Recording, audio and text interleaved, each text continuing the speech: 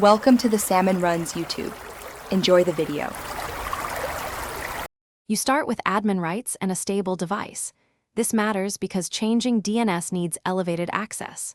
First, open Settings, then Network and Internet, and go to Advanced Network Settings to find adapter options.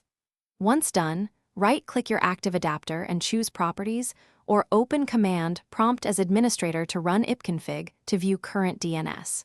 You do this to capture the baseline and ensure you can revert if needed. Making a note of current DNS servers is critical before edits. Now you change the IP for DNS. Select Internet Protocol version 4 and open Properties because most Windows networks use IP4 for name resolution. Use the following DNS server addresses and type a preferred server, then an alternate, for example 1, 1, 1, 1 and 8.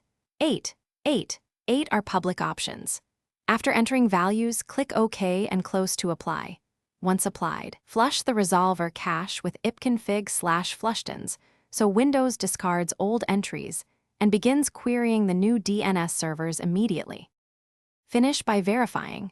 Run ipconfig/all to confirm the DNS entries you set, then use enslookup to query a domain and observe which server answered. If things go wrong, revert to your previous DNS values, run ipconfig/flushdns, and restart the network adapter or the PC. This often clears stubborn states.